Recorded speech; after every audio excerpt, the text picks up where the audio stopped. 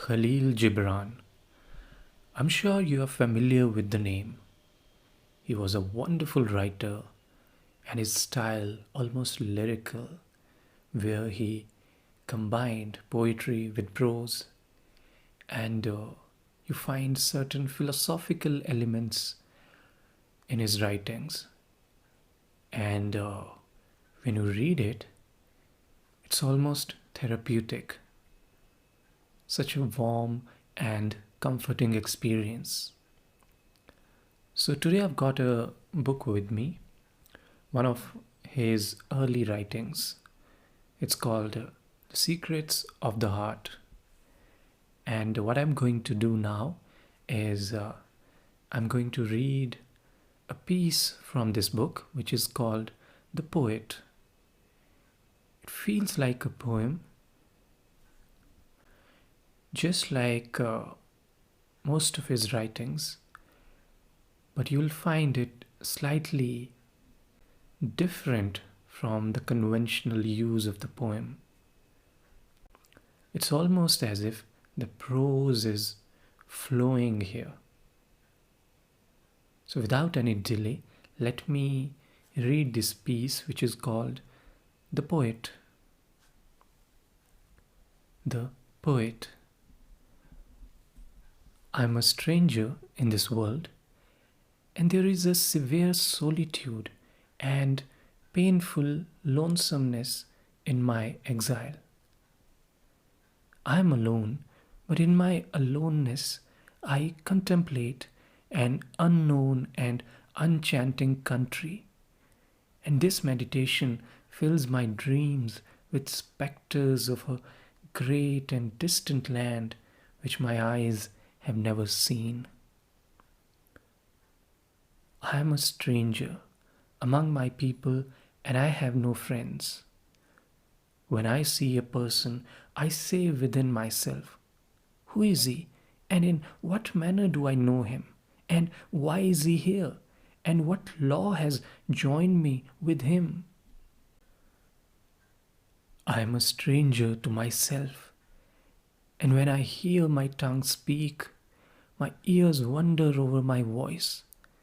I see my inner self smiling, and my existence wanders over my substance, while my soul interrogates my heart, but I remain unknown, engulfed by tremendous silence. My thoughts are strangers to my body, and as I stand before the mirror, I see something in my face which my soul does not see, and I find in my eyes what my inner self does not find.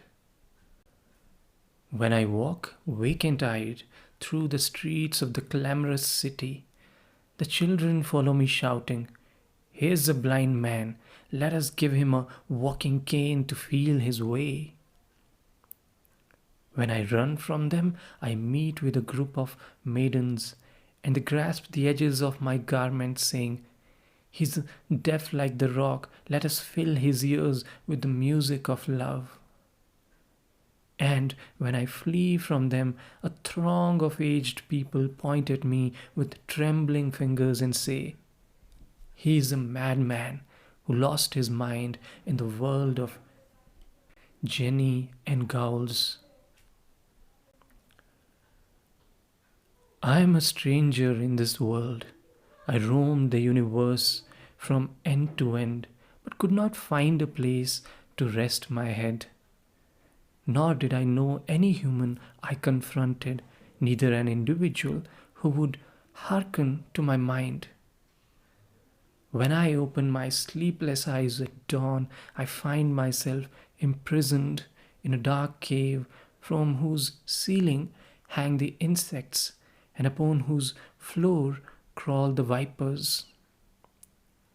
When I go out to meet the light, the shadow of my body follows me, but the shadow of my spirit precedes me and leads the way to an unknown place, seeking things beyond my understanding and grasping objects that are meaningless to me. I return and lie upon my bed, made of soft feathers and lined with thorns, and I contemplate and feel the troublesome and happy desires, and sense the painful and joyous hopes. At midnight, the ghosts of the past ages and the spirits of the forgotten civilization enter through the crevices of the cave to visit me. I stare at them and they gaze upon me. I talk to them and they answer me smilingly.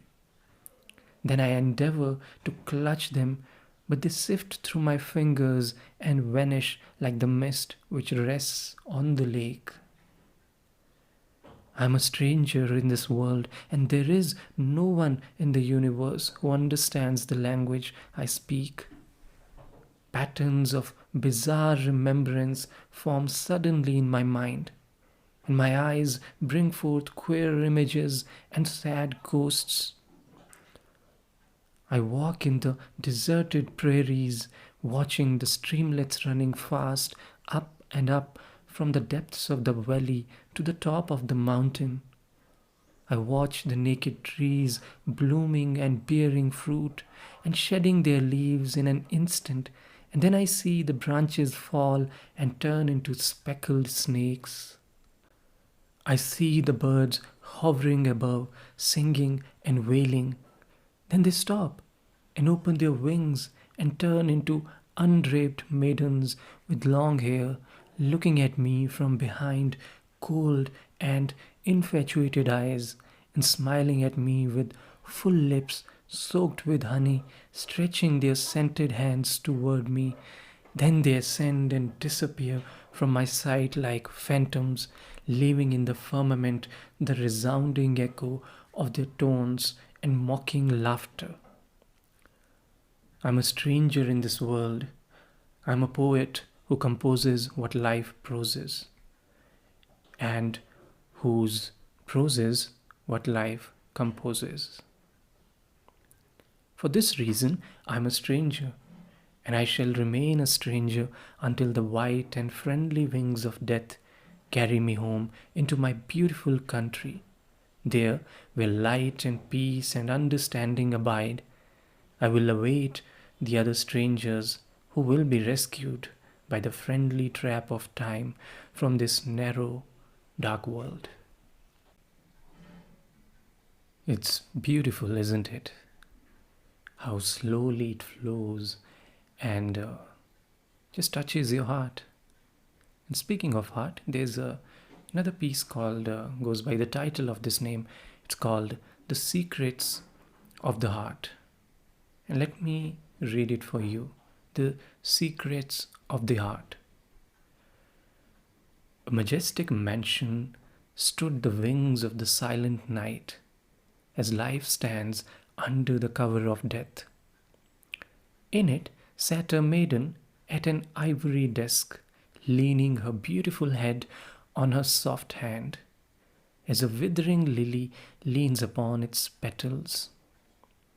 She looked around, feeling like a miserable prisoner, struggling to penetrate the walls of the dungeon with her eyes in order to witness life walking in the procession of freedom.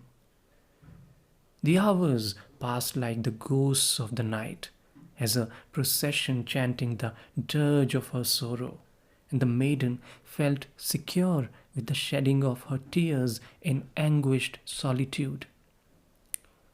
When she could not resist the pressure of her suffering any longer, and as she felt that she was in full possession of the treasured secrets of her heart, she took the quill and commenced mingling her tears with ink upon parchment, and she inscribed, "My beloved sister." When the heart becomes congested with secrets, and the eyes begin to burn from the searing tears, and the ribs are about to burst with the growing of the heart's confinement, one cannot find expression for such a labyrinth except by a surge of release. Sorrowful persons find joy in lamentation, and lovers encounter comfort and condolence in dreams, and the oppressed delight in receiving sympathy. I'm writing to you now because I feel like a poet who fancies the beauty of objects, whose impression he composes in verse while being ruled by a divine power. I'm like a child of the starving poor who cries for food, instigated by bitterness of hunger, disregarding the plight of his poor and merciful mother and her defeat in life. Listen to my painful story, my dear sister, and weep with me, for sobbing is like a prayer, and the tears of mercy are like a charity, because they come forth from a living and sensitive and good soul, and they are not shed in vain. It was the will of my father when I married a noble and rich man.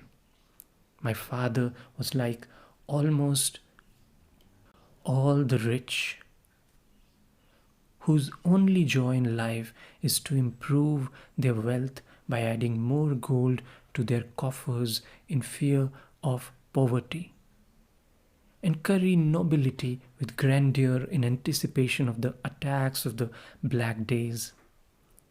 I find myself now, with all my love and dreams, a victim upon a golden altar which I hate, and an inherited honor which I despise. I respect my husband because he is generous and kind to all. He endeavors to bring happiness to me and spends his gold to please my heart.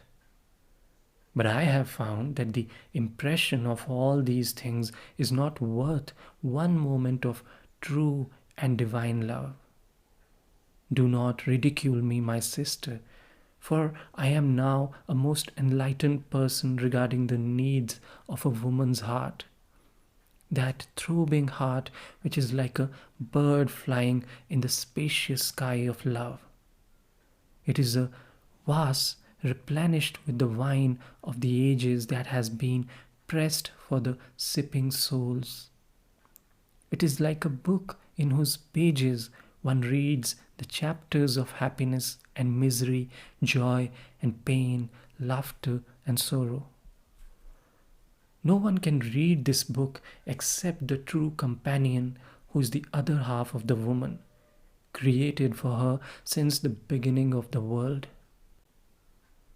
Yes, I became most knowing amongst all women as to the purpose of the soul and meaning of the heart. For I have found that my magnificent horses and beautiful carriages and glittering coffers of gold and sublime nobility are not worth one glance from the eyes of that poor young man who is patiently waiting and suffering the pangs of bitterness and misery. The youth who is oppressed by the cruelty and will of my father and imprisoned in the narrow and melancholy jail of life.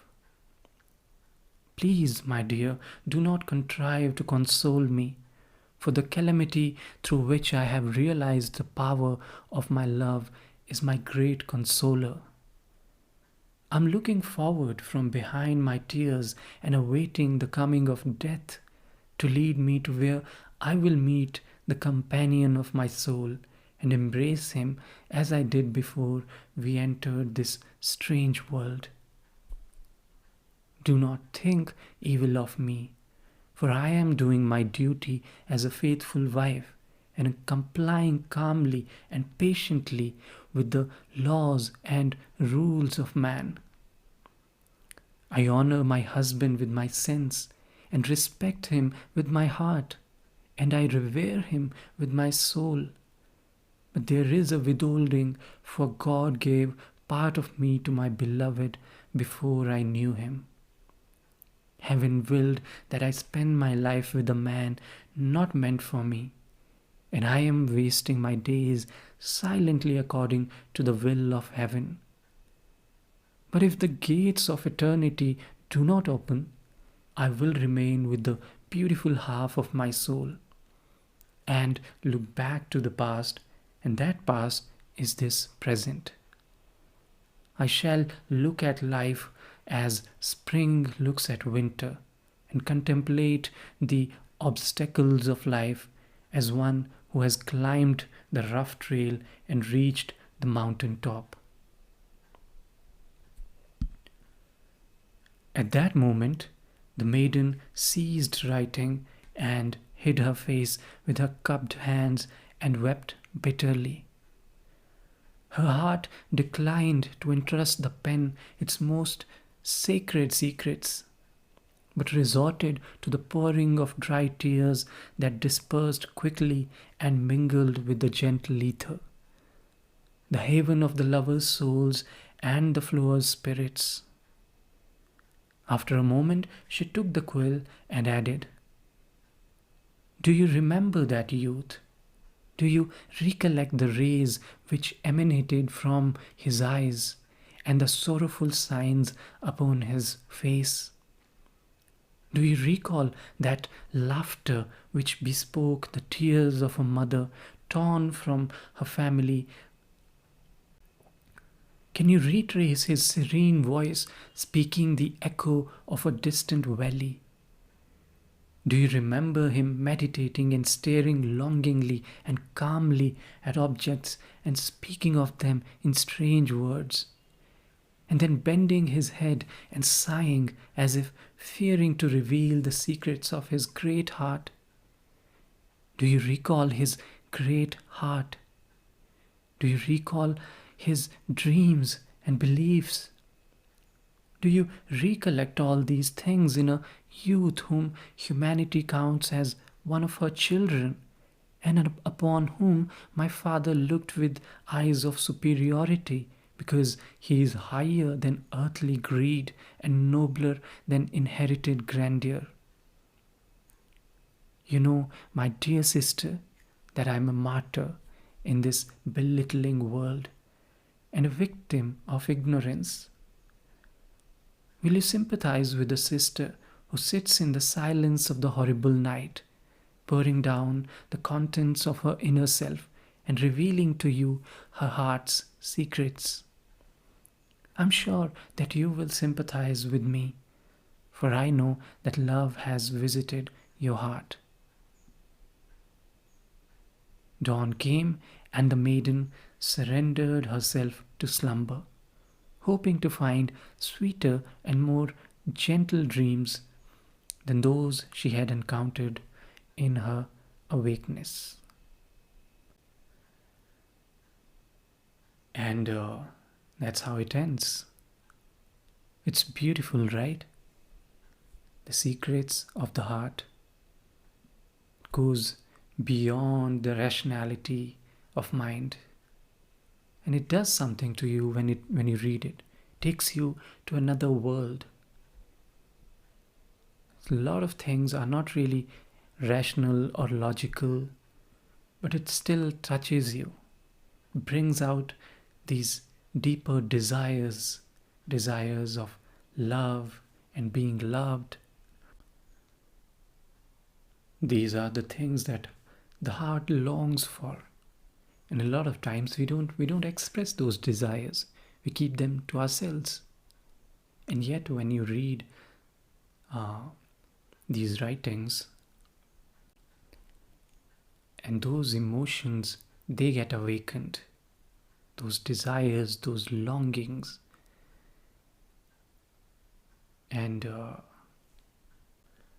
part of you suddenly feels alive.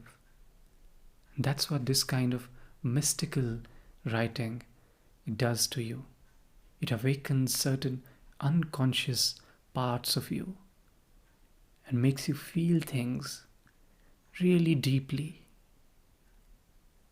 And I think that's really what it means to be truly alive. That's what great art does. That's what great literature does. So I hope you had a great time listening to this, and if you get a chance, then you'll probably, I'm sure, you will read Kahlil Gibran's writings. So thank you very much once again, and I'll catch you the next time with another book. Thank you.